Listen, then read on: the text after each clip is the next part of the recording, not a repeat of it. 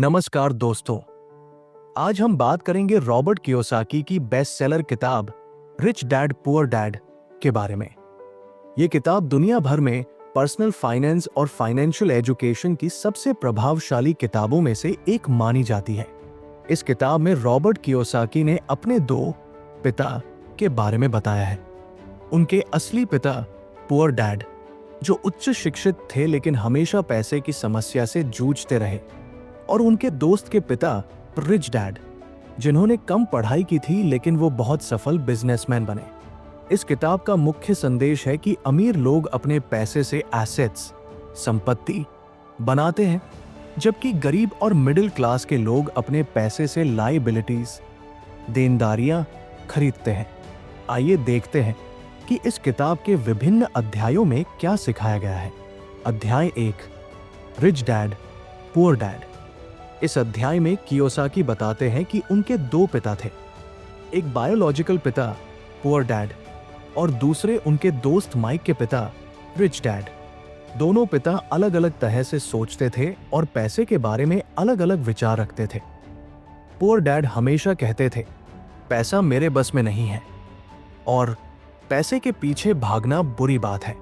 वे हमेशा सुरक्षित नौकरी की चिंता करते थे और मानते थे कि अच्छी नौकरी ही फाइनेंशियल सिक्योरिटी देती है। वहीं रिच डैड कहते थे, पैसा मेरे लिए काम करता है और मैं पैसे के पीछे नहीं भागता, पैसा मेरे पीछे भागता है। वे मानते थे कि फाइनेंशियल इंटेलिजेंस और पैसे को समझना बहुत जरूरी है। एक दिन जब कियोसाकी 9 साल के थे, उन्होंने और उनके दोस्त माइक ने रिच डैड से पैसे कमाना सीखने की इच्छा जताई। रिच डैड ने उन्हें अपने स्टोर पर काम करने का मौका दिया, लेकिन सिर्फ 10 सेंट प्रति घंटे के हिसाब से। कियोसाकी जल्द ही इससे नाराज हो गए और रिच डैड से शिकायत की।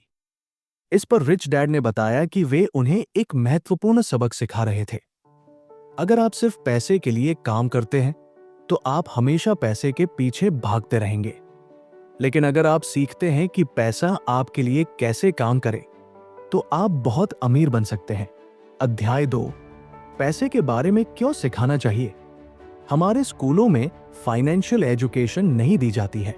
हम बच्चों को पढ़ाई करने और अच्छी नौकरी पाने के लिए प्रेरित करते हैं, लेकिन हम उन्हें पैसे को मैनेज करना नहीं सिखाते। कियोसाकी कहते हैं कि पैसा एक सब्जेक्ट है जिसे हमें सीखना चाहिए।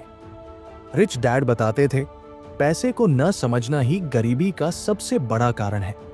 उन्होंने कियोसाकी को पैसे के बारे में 3 महत्वपूर्ण बातें सिखाई।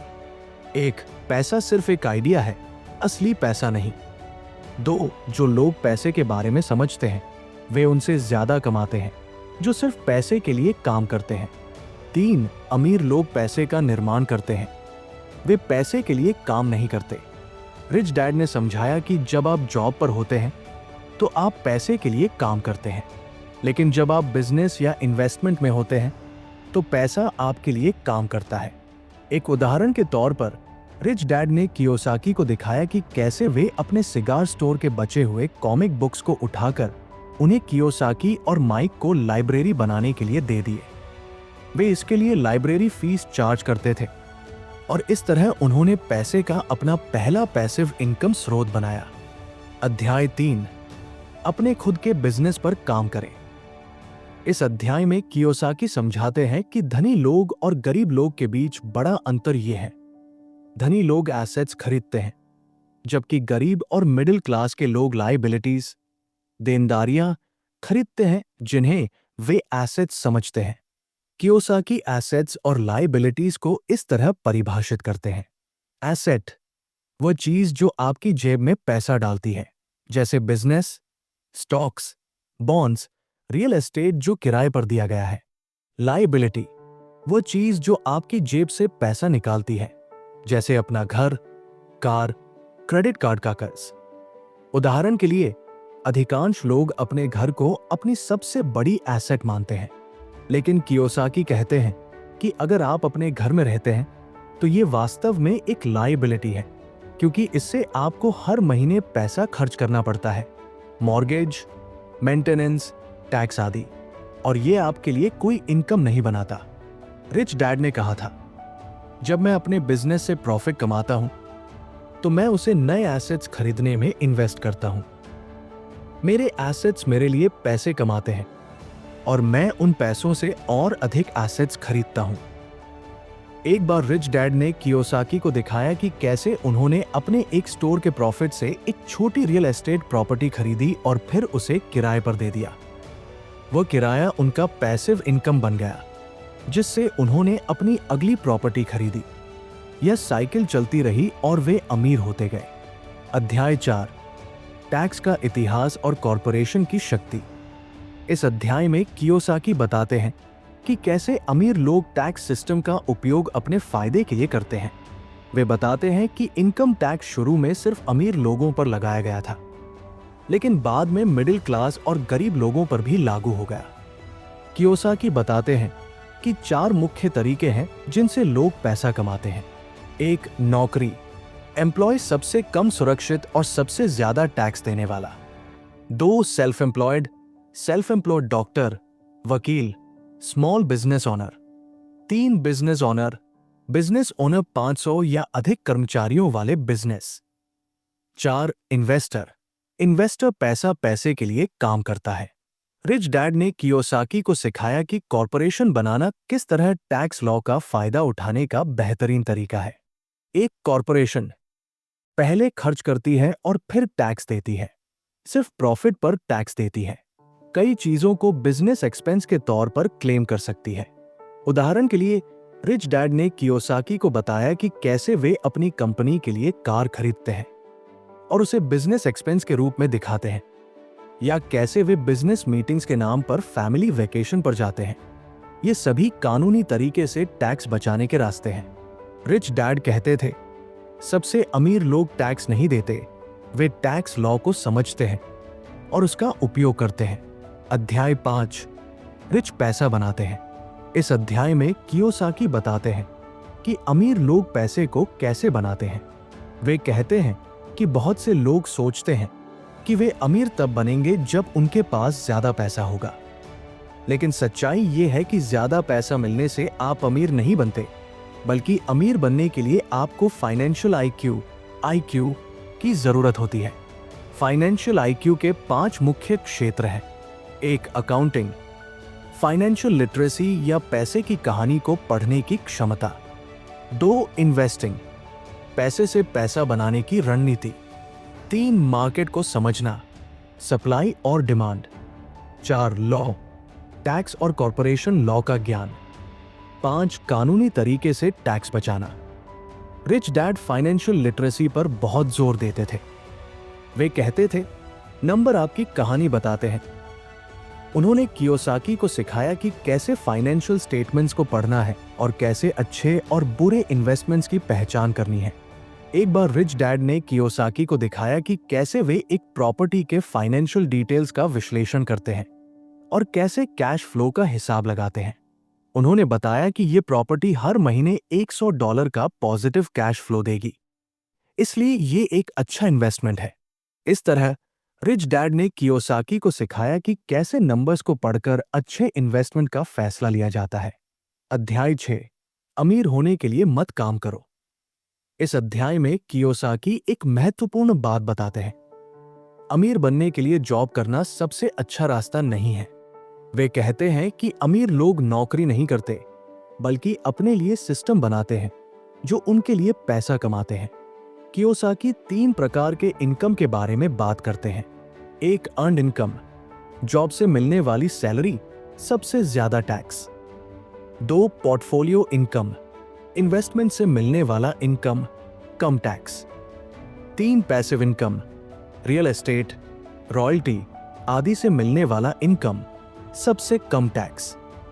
रिच डैड ने कियोसाकी को सिखाया कि अमीर लोग अर्न्ड इनकम, नौकरी से मिलने वाले पैसे को पैसिव इनकम बनाने के लिए इस्तेमाल करते हैं, यानी अपनी सैलरी से एसेट्स खरीदते हैं जो उनके लिए पैसा कमाते हैं।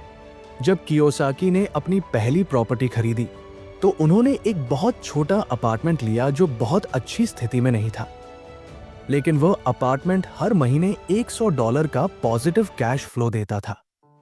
फिर उन्होंने उस कैश फ्लो और अपनी नौकरी से बचाए पैसों से एक और प्रॉपर्टी खरीदी। धीरे धीरे उनका पैसिव इनकम बढ़ता गया और उन्होंने अपनी नौकरी छोड़ दी। रिच डैड कहते थे, नौकरी स्थायी समाधान नहीं है, यह सिर्फ एक अस्थायी समाधान है जब तक आप अपने लिए पैसा कमाने का सिस्टम नहीं बना लेते। अध्याय 7, बाधाओं से पार पाना। इस अध्याय में कियोसाकी उन बाधाओं के बारे में बात करते हैं जो हमें अमीर बनने से रोकती है। वे कहते हैं कि पैसा कमाना कठिन नहीं है, लेकिन जो चीजें हमें रोकती हैं वे हैं। 1, डर। अधिकांश लोग पैसे खोने से डरते हैं, इसलिए वे कभी इन्वेस्ट नहीं करते। 2, संदेह। खुद पर संदेह करना और सोचना, मैं ये नहीं कर सकता। 3, आलस। कुछ लोग ये जानते हैं कि उन्हें क्या करना चाहिए, लेकिन वे बस करते नहीं हैं। 4, बुरी आदतें। पैसे खर्च करने की बुरी आदतें जो हमें बचत करने से रोकती है। 5, अहंकार। ये सोचना कि मैं सब कुछ जानता हूं और नई चीजें सीखने से इनकार करना। रिच डैड बताते थे, अमीर और गरीब लोगों के बीच सबसे बड़ा अंतर यह है कि अमीर लोग डर से बचने के बजाय उसका सामना करते हैं। एक बार कियोसाकी अपने इन्वेस्टमेंट्स में कुछ पैसा खो चुके थे और वे बहुत डरे हुए थे। रिच डैड ने उन्हें बताया, हर बार जब आप फेल होते हैं आप कुछ नया सीखते हैं। हार से डरो मत, उससे सीखो। रिच डैड ने उन्हें यह भी बताया कि अमीर लोग भी गलतियां करते हैं, लेकिन वे उनसे उबरने के लिए अपनी फाइनेंशियल इंटेलिजेंस का उपयोग करते हैं। अध्याय 8, शुरुआत कैसे करें। इस अध्याय में कियोसाकी बताते हैं कि अमीर बनने की यात्रा कैसे शुरू करें। वे कहते हैं कि अमीर बनने के लिए आपको एक मजबूत इच्छा, एक स्पष्ट विजन और एक मजबूत लक्ष्य चाहिए। यहां कियोसाकी ने 10 प्रैक्टिकल स्टेप्स बताए हैं। 1, अपनी सोच बदले। अमीर सोच विकसित करें और मैं इसे अफोर्ड नहीं कर सकता के बजाय मैं इसे कैसे अफोर्ड कर सकता हूं सोचें। 2, अपने जीवन साथी को फाइनेंशियल प्लानिंग में शामिल करें। पैसे के बारे में खुलकर बात करें और साथ मिलकर प्लान बनाएं। 3, आज से बचत शुरू करें। अपनी आय का कम से कम 10% हर महीने बचाएं और इसे इन्वेस्ट करें। 4, अपने जीवन के लिए विजन बनाएं। आप क्या चाहते हैं, कहां जाना चाहते हैं, यह स्पष्ट करें। 5, फाइनेंशियल लिटरेसी सीखें। बुक्स पढ़ें, सेमिनार अटेंड करें और अपने आप को शिक्षित करें। 6, अवसरों की तलाश करें। अवसरों को पहचानने के लिए हमेशा आंखें खुली रखें। 7, पहला एसेट खरीदें।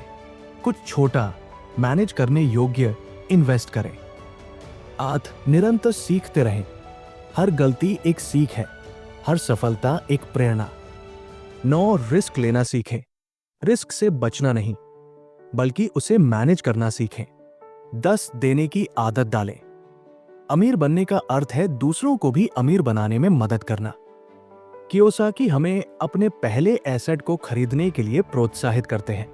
जब वे शुरुआत कर रहे थे, उन्होंने एक छोटा अपार्टमेंट खरीदा जो शहर के बाहरी इलाके में था। वो अपार्टमेंट हर महीने $100 का कैश फ्लो देता था। धीरे धीरे उन्होंने अपना पोर्टफोलियो बढ़ाया और अधिक प्रॉपर्टीज खरीदी। अध्याय 9, अभी भी और चाहिए। यहां कुछ काम करने योग्य बातें हैं। इस अंतिम अध्याय में कियोसाकी कुछ अंतिम प्रैक्टिकल सुझाव देते हैं। 1, अपनी आदतें बदले। मैं इसे अफोर्ड नहीं कर सकता के बजाय मैं इसे कैसे अफोर्ड कर सकता हूं कहें। अपने आप को पहले पे करें। हर महीने अपनी आय का 10% बचाएं। अपने एसेट्स का पैसा खुद पर खर्च करें, अपने लायबिलिटीज पर नहीं। 2, खुद को शिक्षित करें। अपनी फाइनेंशियल लिटरेसी बढ़ाएं। फाइनेंशियल बुक्स पढ़ें, फाइनेंशियल सेमिनार अटेंड करें, सफल लोगों से सीखें। 3, अपनी सोच विकसित करें। जॉब सिक्योरिटी के बजाय फाइनेंशियल फ्रीडम पर ध्यान दें। अपनी कमाई और क्षमता को बढ़ाने के तरीके खोजें। अपने कंफर्ट जोन से बाहर निकलें। 4, एक्शन लें। छोटे स्टेप से शुरू करें। बहाने बनाना बंद करें। हर दिन कुछ न कुछ अपने फाइनेंशियल फ्यूचर के लिए करें। कियोसाकी ने एक बार एक सेल्समैन के रूप में काम किया जो डर के कारण अच्छा प्रदर्शन नहीं कर पा रहा था। वे उसके साथ एक ऐसे एरिया में गए जहां अमीर लोग रहते थे। कियोसाकी ने सेल्समैन को चुनौती दी कि वो हर दिन कम से कम 10 लोगों से बात करे और रिजेक्शन का डर छोड़ दे। कुछ हफ्तों में वो सेल्समैन कंपनी का टॉप परफॉर्मर बन गया। बदलाव के लिए एक्शन जरूरी है। निष्कर्ष, रिच डैड पुअर डैड किताब हमें सिखाती है कि अमीर बनने के लिए सिर्फ ज्यादा पैसा कमाना काफी नहीं है। हमें अपनी फाइनेंशियल इंटेलिजेंस विकसित करनी होगी, सही तरह से इन्वेस्ट करना सीखना होगा और अपने पैसे को अपने लिए काम करना सिखाना होगा। रॉबर्ट कियोसाकी के अनुसार अमीर बनने के लिए मुख्य सिद्धांत है: एक, एसेट्स और लायबिलिटीज के बीच अंतर समझे। एसेट्स, जो आपकी जेब में पैसा डालते हैं। लायबिलिटीज, जो आपकी जेब से पैसा निकालते हैं। 2, पैसे का फ्लो समझे।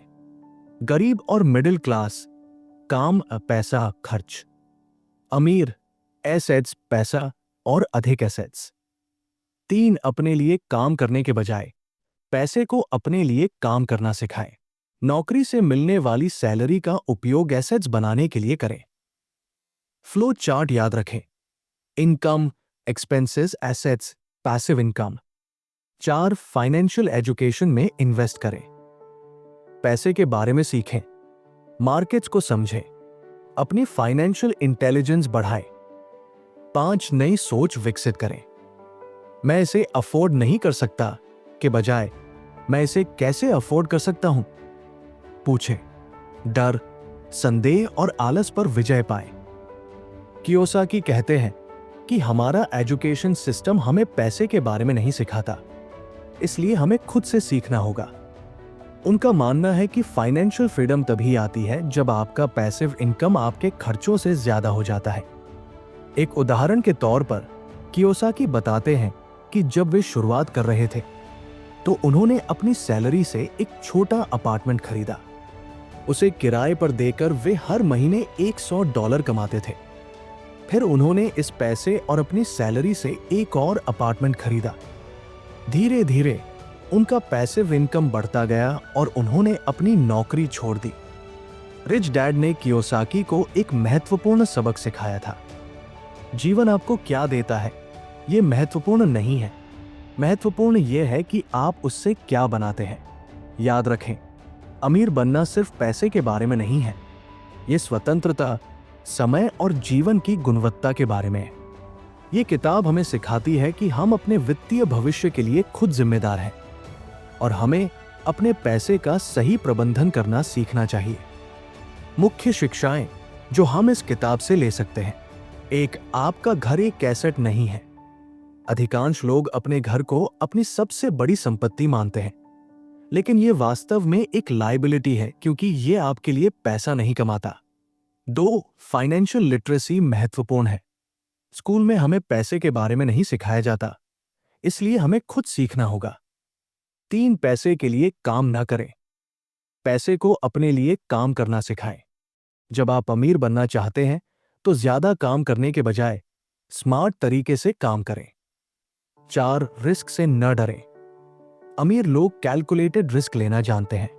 5, सही मानसिकता रखें, अमीर लोग मैं इसे कैसे अफोर्ड कर सकता हूं पूछते हैं, जबकि गरीब लोग कहते हैं मैं इसे अफोर्ड नहीं कर सकता। 6, फाइनेंशियल फ्रीडम है असली लक्ष्य। फाइनेंशियल फ्रीडम तब आती है जब आपके एसेट्स इतना पैसा कमाते हैं कि आपको काम करने की जरूरत नहीं रहती। 7, पहले खुद को पे करें, अपनी आय का कम से कम 10% हमेशा बचाएं और इन्वेस्ट करें। 8, अपनी फाइनेंशियल इंटेलिजेंस बढ़ाएं, यह आपकी सबसे बड़ी संपत्ति है। 9, अपने डर पर विजय पाएं, अमीर और गरीब के बीच बड़ा अंतर यह है कि अमीर लोग अपने डर पर विजय पाते हैं। 10, हर दिन कुछ सीखें, सीखना एक लाइफटाइम प्रोसेस है, इसे कभी बंद न करें। कुछ व्यावहारिक सुझाव: अगर आप अपनी फाइनेंशियल स्थिति में सुधार करना चाहते हैं तो यहाँ कुछ व्यावहारिक कदम हैं जो आप उठा सकते हैं। 1, अपनी आय और खर्च का हिसाब रखें, हर महीने अपनी आय और खर्च का ट्रैक रखें। आप कहाँ पैसा खर्च कर रहे हैं, ये जानना जरूरी है। 2. एक बजट बनाएं और उसका पालन करें। अपनी आय का एक हिस्सा हमेशा बचत और इन्वेस्टमेंट के लिए निकालें। 3. अपने कर्ज से छुटकारा पाएं। कर्ज, विशेष रूप से क्रेडिट कार्ड जैसे हाई इंटरेस्ट वाले कर्ज, आपको गरीब बनाए रखते हैं। 4. एसेट्स में इन्वेस्ट करें।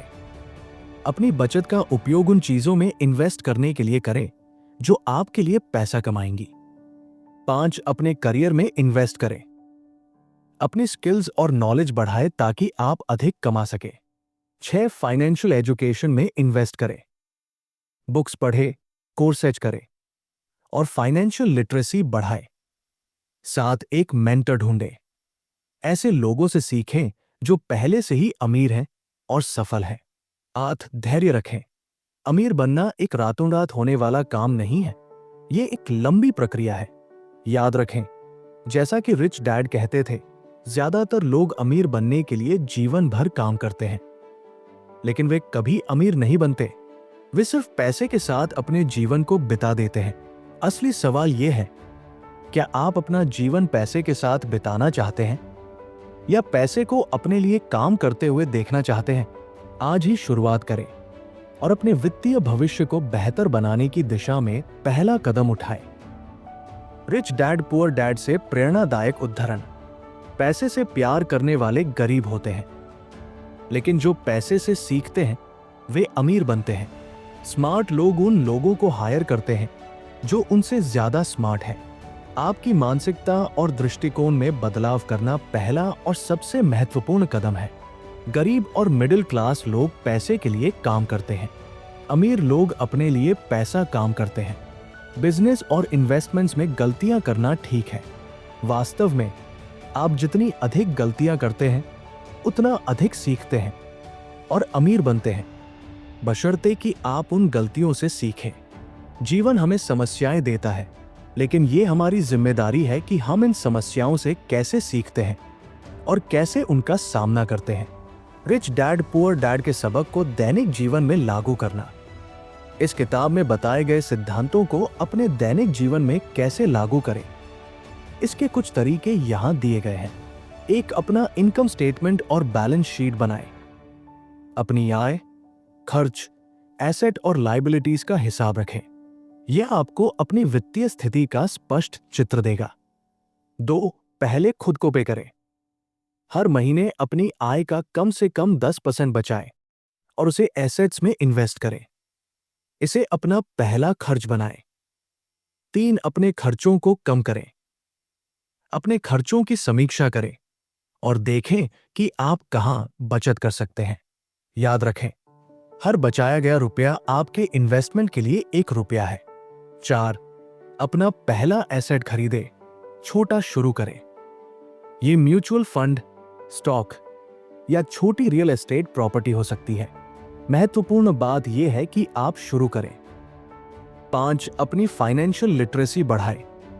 नियमित रूप से फाइनेंशियल बुक्स पढ़ें, सेमिनार्स में जाएं और अपने आप को शिक्षित करें। 6. अपने बिजनेस पर काम करें।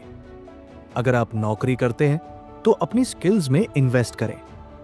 अगर आप बिजनेस करते हैं तो अपने सिस्टम्स और प्रोसेस को मजबूत बनाएं। 7. निवेश शुरू करें। अपनी आय का एक हिस्सा नियमित रूप से इन्वेस्ट करें। ये स्टॉक्स, बॉन्ड्स, रियल एस्टेट या बिजनेस में हो सकता है। 8. टैक्स लॉ को समझें। अपने टैक्स प्लानिंग के बारे में अधिक जानें और कानूनी तरीकों से अपने टैक्स को कम करने के तरीके खोजें। 9. मेंटर ढूंढें। अपने से ज्यादा सफल लोगों से सीखें, उनके अनुभवों और ज्ञान का लाभ उठाएं। 10. धैर्य रखें। अमीर बनना एक मैराथन है, स्प्रिंट नहीं। लंबे समय के लिए सोचें और अपनी योजनाओं पर टिके रहें। याद रखें, जैसा कि कियोसाकी कहते हैं, अमीर लोग पैसे के लिए काम नहीं करते, पैसा उनके लिए काम करता है। आप अपने वित्तीय भविष्य के लिए खुद जिम्मेदार हैं और आज से ही शुरुआत करके आप अपने सपनों को साकार कर सकते हैं। समापन। रिच डैड पुअर डैड एक ऐसी किताब है जो हमारे पैसे के बारे में सोचने के तरीके को बदल देती है। ये हमें सिखाती है कि अमीर बनने के लिए हमें अपनी आदतें, सोच और व्यवहार बदलना होगा। आज से ही शुरुआत करें। अपनी आय का कुछ हिस्सा बचाएं, अपनी फाइनेंशियल लिटरेसी बढ़ाएं और छोटे छोटे एसेट खरीदना शुरू करें। याद रखें, अमीर बनना एक रातों रात का काम नहीं है, ये एक यात्रा है। जैसा कि रिच डैड कहते थे, पैसा उन लोगों के पास जाता है जो उसका सम्मान करते हैं और उसे समझते हैं। आज से ही अपनी फाइनेंशियल एजुकेशन शुरू करें और अपने सपनों की ओर बढ़ना शुरू करें। धन्यवाद। आशा करता हूं कि ये वॉइस ओवर स्क्रिप्ट आपके लिए उपयोगी रहेगा और आपको रिच डैड पुअर डैड के सिद्धांतों को समझने और उन्हें अपने जीवन में लागू करने में मदद करेगा।